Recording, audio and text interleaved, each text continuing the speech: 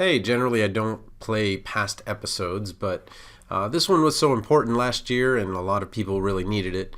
So I'm going to first show you where to find the documents and then go on with the show. But it was about having late transcripts and late recommendations. Many of your colleges are closed and what to do. So if you go to residency.teachable.com/p/extreme LOI, and this is a video episode, you go down to, there was the pediatric PGY1, PGY2, then the free general resources. In that section, there is a late transcript and recommendation email templates, and that's where you can find it. Because, I get it. You've sent your transcripts, but they weren't received, or something happened with them. Or the recommendations, you've got some of them, but one person didn't get that in there, and I talk about it all in the episode. But this is where you're going to find it, residency.teachable.com/p/extreme LOI. Just like last year, turning everything around in 24 hours if you need me. But again, I know most of you guys have submitted. Just some quick kind of tips that I just saw somebody just do, and it was kind of beyond me why they would do it. But if you have a document, just go look up University of Wisconsin business letter, because some of you are putting all the paragraphs together. There's supposed to be a space between them. Some of you are indenting where it's supposed to be a block format, and some of you are not using fonts that are really business acceptable. Most of the ones that are acceptable, you're going to be Calibri, Arial, and Times New Roman, Helvetica. But don't get cute with the fonts and the margins and all of that stuff, because it makes your letter look weird and you stand out for not the reason that you want to stand out. So I just make it look like it's supposed to be, which is a business letter, because if you do all the other things, you end up making a personal letter, and that's not what you want to do. All right, so here we go. Late transcripts and recommendation email templates. Here's the show. Hey, welcome to the Pharmacy Residency Podcast, a member of the Pharmacy Podcast Network. My name is Tony Guerra, and I am helping still with letters of intent. We've got, it's the first of the year, so probably about 2 more weeks worth. So if you need help with that, residency.teachable.com/p/extreme LOI. I wanted to talk really quickly about late transcripts and late recommendations, what to do. I know some of you, English is not your first language, and something like this is actually a really hard thing to do, because you have to communicate something via email to the person that's going to decide whether or not you get a job. And for many of you, you're translating English from a different language. And instead of what you want, which is to tell someone, hey, my transcript's late, you're actually saying, hey, I don't have command of written English. Remove my application from the pile. So I don't want that to happen, just because you've had a different journey. Again, my dad's an immigrant, and English wasn't my first language, though I kind of went overboard getting an English degree. So let's start with the actual document. Late transcripts. Dr. Program Director, my name is, and why would you need to put your name in here?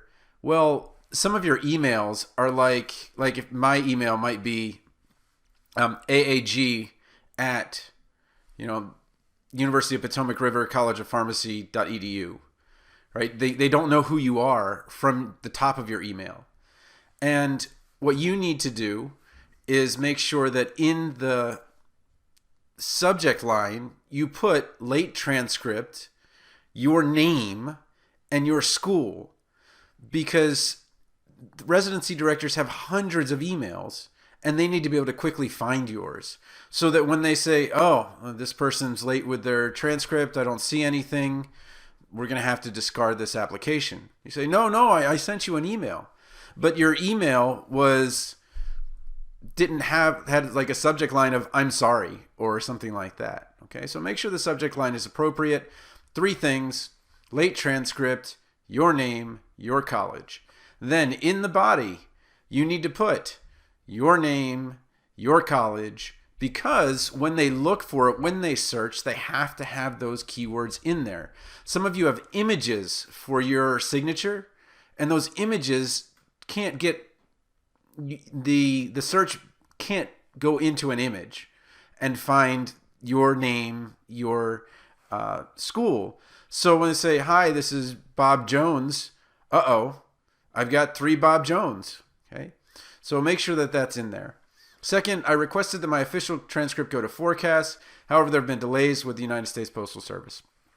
Yes, you're saying someone else did this, but let's look at what's happening. You have APPEs of 4 weeks, 5 weeks, and 6 weeks, and deadlines from the middle of December to the middle of January. Okay, so 3 different possibilities with 30 different days. You do the math, okay? And it is insane how many different combinations you can have. Okay, and then you factor in, when does the pharmacy school close? When does the pharmacy school open? Okay, so just one sentence. I requested that it go to forecasts. There's been delays. I checked and the official transcript has not been received as of today. So you check today, this day, which is before the deadline or on the deadline.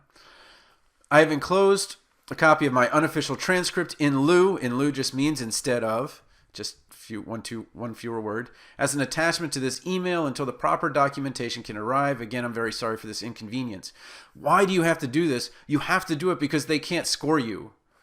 If there's no transcript, there's no way to score you because they have no idea if you're really at a college of pharmacy. Okay, so that's going to be late transcript. And you can find this document and then the next one I'm going to go over, which is late recommendations, at residency.teachable.com/p/extreme LOI. And there's a free resources tab at the very top that you can find these documents. Okay, so that's the late transcript. Second thing is the late recommendation. Okay, Dr. Program Director, my name is pharmacy student from the University of Potomac River College of Pharmacy. Again, your subject line must read late recommendation, your name, your school, because you have to look at it from their point of view. They're seeing single line items. Okay, they have to see exactly what is this email about in that single line item. Okay, especially for those most competitive programs that have many hundreds of applicants. And I understand I have a recommendation outstanding, and I wanted to update you on this issue. This is the most important part. I initially requested the recommendation on and put the day that you did it. Okay, you might have asked for this recommendation in October, and the faculty member might have put it off until this time. And they might be a director of pharmacy, and they might be really busy, and they might have a ton of stuff going on. I just put, but life circumstances has made it difficult for my recommender to meet the deadline. Okay, so no blame, just life circumstances, couldn't meet the deadline. I've been in touch with them, and they indicated they would forward that recommendation on January 2nd, 2021. I want to apologize for this inconvenience. Sincerely, residency applicant. Okay, all you're doing is saying, look, this is who I am. This is where I'm from. I asked for the recommendation with plenty of time. Unfortunately, something happened. It's their fault. I'm not going to say it's their fault, but I'm telling you what's updated and where it's at now. So I know some of you, a simple missive like this is incredibly difficult to get exactly right because unfortunately it happens all the time where let's go back to an example. Last night we were watching on New Year's the TV, and someone was trying to explain the COVID restrictions at a tennis club, and it got to be funny because she would say, well, you're not allowed to touch the tennis balls, and she would forget to say tennis, and then but you can kick them. Okay, and it became this thing where, you know, the security guy behind her is kind of laughing behind his mask and all of that. And that's funny, you know, it's a play on words, you know, haha, we go back to grade school and we make fun. This is not funny. This is really important that every time you send an email that you have Grammarly check, or that you have someone who is a native speaker check your grammar and syntax, because it is very easy to insult the RPD or the residents. Okay, there is a template out there that says your residents. Okay, that is extremely, extremely insulting, because it's actually the resident reading it. Okay, they are their own people. Okay, just say Dr. Smith and Dr. Jones. It's great to meet them. This is what I got from them. Don't say your residents. Okay, so I'm just saying, as you're communicating back and forth, this is just like you went into the interview and you are saying something good or you're saying something bad. Your emails are just as important, because all of this stuff goes into your file. Okay. All right. So you can find both of these documents again at residency.teachable.com/p/extreme LOI. Okay. One other thing I wanted to talk to you about is, how does Forecast treat late recommendations and all of these things. Okay. So this is what Forecast says. Forecast says it's not us. Okay. And what I mean by that is, let's see if I can get this to expand. Not sure why it wouldn't do that. Okay. Okay. All right. Well, it's being goofy. So I'll just put it here. There we go. All right. And I don't see an ability to make it bigger, but let me read it to you. A pharmacy residency program may deny your application if your materials arrive late. Whether your transcripts are late or whether your recommendations are late, they can turn you down. Okay. The reason you can't ask for an extension, because there are no extensions from Forecast, is that Forecast has no deadlines. Okay. All of the deadlines are a pass-through. All of the deadlines are program specific. Forecast will still send your recommendations and still send your transcripts. They're going to wash their hands on it. It goes right to the site.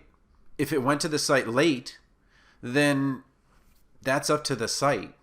Now, is it a bit draconian in the COVID era to say, look, this is our deadline. Sorry, that was it. But what it really is that they've taken those, they've split them up between the residents, and they're working on them now. And then anything that comes in late, they have to say, okay, well, who wants another one to read? And the immediate feedback from that is, well, you know what it's like at the pharmacy.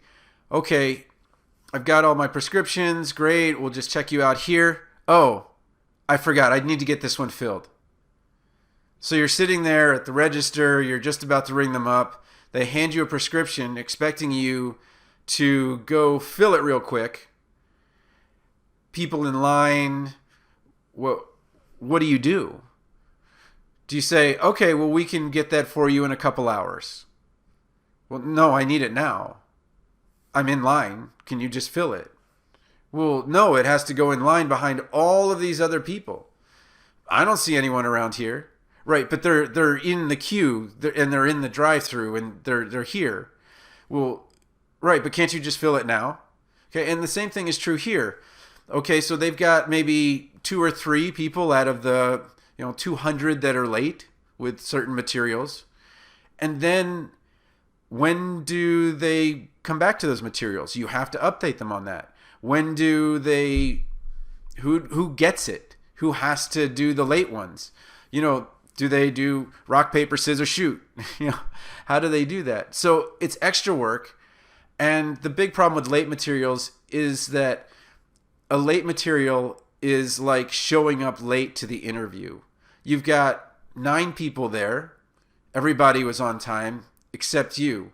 You've got a good excuse, but unfortunately you're still late.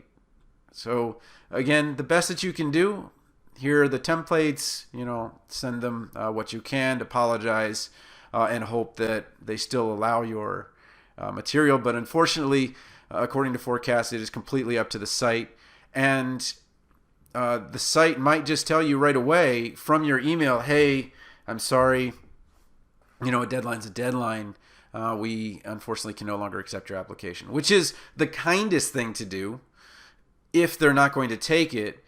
But sometimes you may not hear back at all. And I think some of you are feeling this right now where you're like, I've emailed the site and they've said nothing. Okay. So again, if you don't hear anything back, I would say, hey, I just wanted to check in. Just wanted to make sure. I saw that the recommendation did post, that my transcript did post. Can you just send me a quick, got it, something like that. Okay. All right. Well, again, I wish you the best. I'm still doing letters of intent. Residency.teachable.com/P/extreme LOI. And now my other course, which for those of you that are going to be receiving interview invitations very soon, it's residency.teachable.com/P/interview. And you can check that out. There's a free video in there about what your interview day is like, but I will talk about that over the next coming days and weeks.